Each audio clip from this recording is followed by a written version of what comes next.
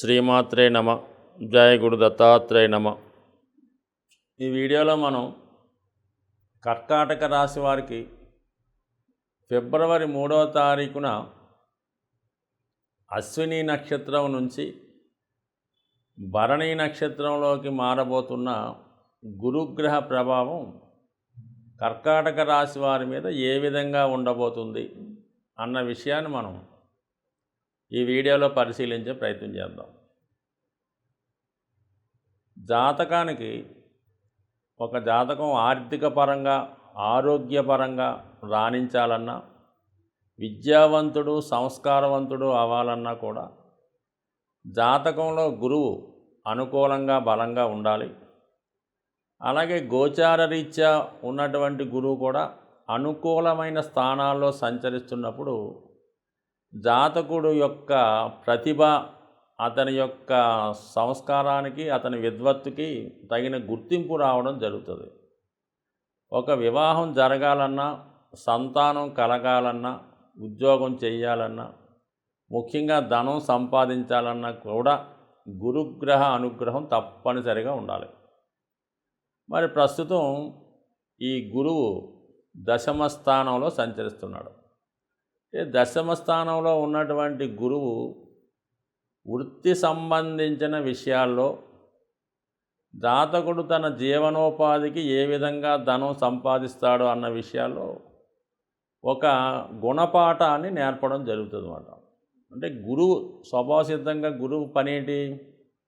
జాతకుడిని, అంటే ఒక విద్యార్థిని, ఒక స్టూడెంట్ని, ఒక భక్తుడిని సరైన మార్గంలో పెట్టాలంటే వాడికి ముందుగా వాడి యొక్క నడవడిక, వాడి లైన్ తీర్చిదిద్ది తర్వాత తన మంచి ఫలితాన్ని ఇస్తాడు. అంటే ఒక గుణపాఠం నేర్పిన తర్వాత ఆ భావాన్ని అభివృద్ధి చేయడం జరుగుతుంది. అంటే ప్రస్తుతం దశమ స్థానంలో ఉన్నాడు కాబట్టి ఉద్యోగ సంబంధించిన విషయాల్లో చాలా ఇబ్బంది పెడుతూ ఉంటాడు.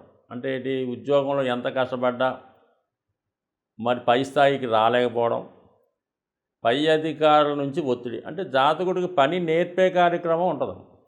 పని నేర్చుకునేటప్పుడు ఖచ్చితంగా వాళ్ళ యొక్క గురువు నుంచి కానీ, వాడి బాస్ దగ్గర నుంచి కానీ కంపల్సరీగా ఇబ్బంది ఉంటుంది అన్నమాట. వాడు ఏం చేసినా కూడా తప్పు అంటాడు, ఇలా చేస్తే అలా చేయమంటాడు. సో ఈ విధంగా పనిష్మెంట్తో కూడుకొని ఉంటుంది. ఒక ట్రైనింగ్ లాంటిది. ఇప్పుడు ఏదో ఒక జాతకుడు ఎస్ఐ పోస్ట్కి సెలెక్ట్ అయితే ఒక 6 నెలలు ట్రైనింగ్ రూపంలో నానా విధాల పరీక్షలు పెడుతుంటారు. అది జాతకుడు తీర్చిదిద్ది ఒక క్రమశిక్షణతో కూడుకున్నటువంటి యోధుడిగా తయారు చేసే ప్రయత్నమే తప్ప వాడేదో ఉద్యోగంలో సెలెక్ట్ అయ్యాడు కాబట్టి వాడి మీద కోపంతో నానా రకాలుగా ఇబ్బంది పెడితే వీడు పోతాడులే అన్న ఉద్దేశం అయితే కాదు కదా. సో ఆ విధంగానే గురువు అనేక రకాల పరీక్షల తర్వాత జాతకుడికి అర్హతకు తగినటువంటి పదవి ఇవ్వడం జరుగుతుంది. మరి గురువు మొన్నటి వరకు కేతు నక్షత్రంలో ఉండడం వల్ల వృత్తిలో సరైనటువంటి స్టెబిలిటీ లేకపోవడం, సరైనటువంటి ఇంట్రెస్ట్ లేకపోవడం జరిగింది. ఎప్పుడైతే శుక్రగ్రహ నక్షత్రంలోకి మారుతున్నాడో ఫిబ్రవరి 3 నుంచి జాతకుడికి ముఖ్యంగా ఏంటంటే ఇన్కమ్ సోర్స్ పెరుగుతుంది అన్నమాట. అలాగే జాతకుడికి వృత్తిలో కంఫర్ట్స్ పెరుగుతాయి. అంటే అతను ఉన్నటువంటి పనిచేస్తున్నటువంటి ఆఫీసు చాలా ఆధునిక సౌకర్యాలతో ఏసీ గీసీ పెట్టడం జరుగుతుంది.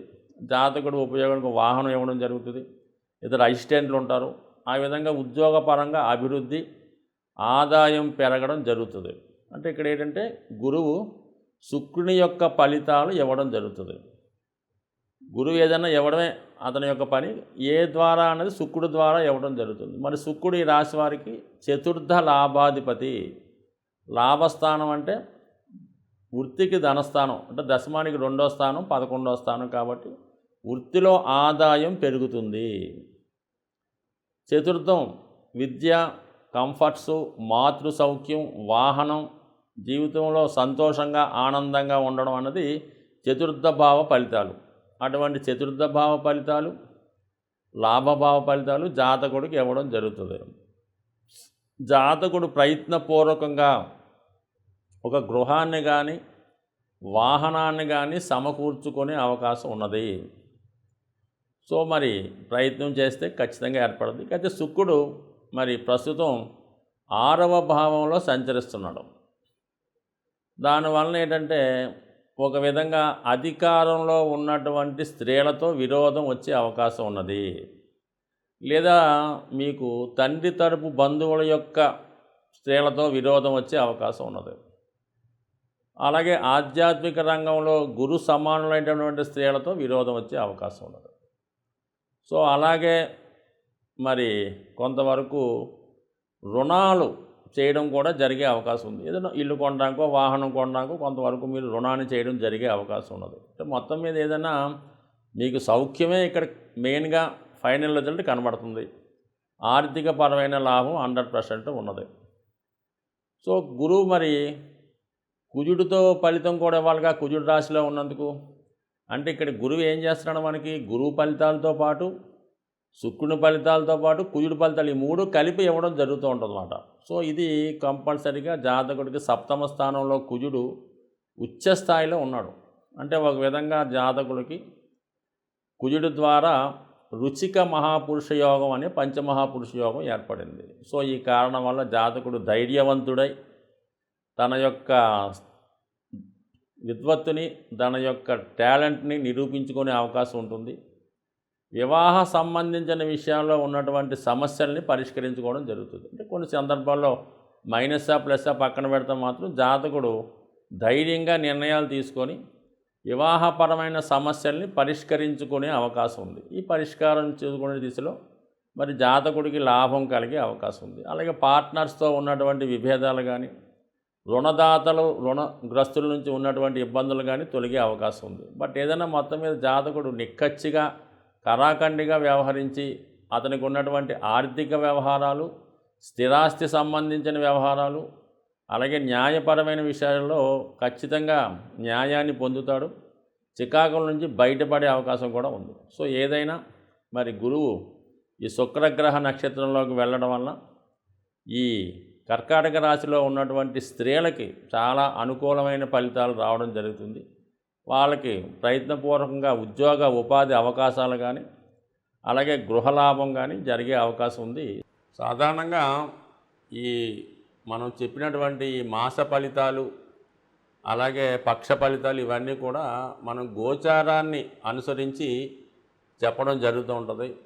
అయితే జన్మజాతకం అన్నది చాలా ఇంపార్టెంటు. జన్మజాతకంలో జరుగుతున్నటువంటి దశలు కూడా చాలా ఇంపార్టెంట్గా జాతకుడి మీద ప్రభావం చూపిస్తుంటాయి. అయితే జాతకంలో ఉన్నటువంటి విషయాలు ఈ గోచారంలో జరగడం జరుగుతుంటుంది తప్ప జాతకంలో లేనివి గోచారరీత్యా గ్రహాల వల్ల ఇబ్బంది కానీ నష్టం కానీ జరిగే అవకాశం లేదు. జాతకం ఎప్పుడు కూడా జన్మ జాతకం బట్టే నడుస్తూ ఉంటుంది. కేవలం గోచారం అనేది చంద్రుణ్ణి ఆధారంగా మనం చెప్పడం జరుగుతుంటుంది కాబట్టి అది కొంతమందికి జరగనవచ్చు, జరగకపోవచ్చు. కానీ ఇదే ఇంపార్టెంట్గా తీసుకొని ఇదే కారణంగా జరుగుతుందని మాత్రం ఎవరు బెంగపడక్కర్లేదు. ఇదే విషయంలో మనకి ఏదో అదృష్టం కలిసి వచ్చేదని ఆనందపడవలసిన పని లేదు. ఏదన్నా యోగాలు మీ జన్మజాతకంలో ఉంటేనే గోచారంలో జరుగుతాయి. అయితే గోచారం కొంతవరకు ఏంటంటే మనం ఏదో దైనందిన జీవితంలో కొన్ని జాగ్రత్తలు తీసుకోవడానికో సుమారుగా ఇది ముఖ్యంగా ఎక్కువ అంటే ఈ గోచారంలో ఎక్కువగా మనకి ఫలితాన్ని ఇచ్చేది శనిగ్రహ ప్రభావం. అందువల్ల ఏంటంటే ఏలినాటి శని జరుగుతుంది, లేదా అష్టమ శని జరుగుతుంది, ఈ జన్మశని జరుగుతుంది. ఇలాంటి సమయాల్లో మనం ఏదైనా వ్యాపారం చేయొచ్చా, లేదంటే వివాహం చేయొచ్చా, సంతానానికి ఇది అనుకూల టైమా, ఇలాంటి విషయాలు కొన్ని కనుక్కోడానికి ఉపయోగపడతాయి తప్ప ఏదో మీ జాతక ప్రయత్నం ప్రస్తుతం మీకు ఉద్యోగం వచ్చే అవకాశం లేదంటే ఉద్యోగం ప్రయత్నం మానేయడం కానీ ఇలా జీవనోపాధికి సంబంధించిన ముఖ్యమైన నిర్ణయాలు తీసుకున్నప్పుడు జన్మజాతకాన్ని కూడా బేస్గా తీసుకొని గోచారంలో జరిగే విషయాన్ని జాగ్రత్తగా తీసుకొని ముందుకు వెళ్ళాలి తప్ప ఇదే మెయిన్ విషయమే కాదు. సాధ్యమైనంత వరకు మీరు ఏదైనా ముఖ్యమైన నిర్ణయాలు తీసుకునేటప్పుడు ఏదైనా జన్మజాతకాన్ని బేస్ చేసుకొని అది ఒక అనుభవజ్ఞుడైనటువంటి నిజాయితీపరుడైనటువంటి ఆస్ట్రాలజర్కి చూపించి దాని ప్రకారం నిర్ణయాలు తీసుకోవడం ఉత్తమమైన పద్ధతి. అలాగే పరిహారాలు మీకు ఏమైనా చేసుకోవలసి వచ్చినప్పుడు ప్రస్తుత పరిస్థితుల్లో మీరు స్వయంగా చేసుకున్నటువంటి పరిహారాలు మాత్రమే ఉపయోగపడతాయి తప్ప ఎవరికో డబ్బులు ఇచ్చి చేయించుకునే పరిహారాలు కానీ, అలాగే ఏదో టెంపుల్లో అభిషేకానికి డబ్బులు కట్టామన్నా కానీ అటువంటి 99% వర్కౌట్ అయితే కావు. మీరు ఎంత బిజీగా ఉన్నా సరే ఈ దైవ సంబంధించిన కార్యక్రమాల్లో ముఖ్యంగా నవగ్రహాల శాంతి కోసం కానీ వాటి యొక్క అనుగ్రహం కోసం కానీ మీరు పరిహారం చేయించుకోవలసి వచ్చినప్పుడు తప్పనిసరిగా మీరు హాజరవడమే ఇంపార్టెంట్ అనే విషయం. ఏదో కారణాల వల్ల మీరు హాజరు కాలేకపోతే మీ భార్య కానీ, మీ సంతానం కానీ, మీ తల్లిదండ్రులు కానీ మీ తరపున హాజరవ్వాలి తప్ప లేని పరిస్థితులు ఇతరులు పురమాయించి చేసుకోవడం వల్ల ఎటువంటి ఫలితం ఉండే అవకాశం లేదు. పైపెచ్చి మీ ధనం నష్టపోవడం తప్ప దానివల్ల వచ్చిన ఉపయోగం అయితే ఏమీ లేదు.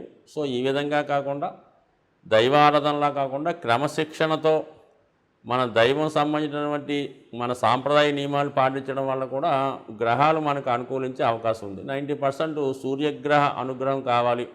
రోజు సూర్య నమస్కారం చేసుకోవడం, తండ్రి గారిని పెద్దల్ని గౌరవించడం, ఆదివారం నియమంగా ఉండడం, శనిగ్రహ అనుగ్రహం కోసం క్రమశిక్షణగా ఉండడం, శరీరానికి సంబంధించినటువంటి శ్రమ పడడం, రోజు ఎక్సర్సైజ్, వ్యాయామం, రన్నింగో వాకింగో చేయడం, మీ కుటుంబంలో ఉన్నటువంటి వృద్ధుల్ని పెద్దవాళ్ళని సేవించడం.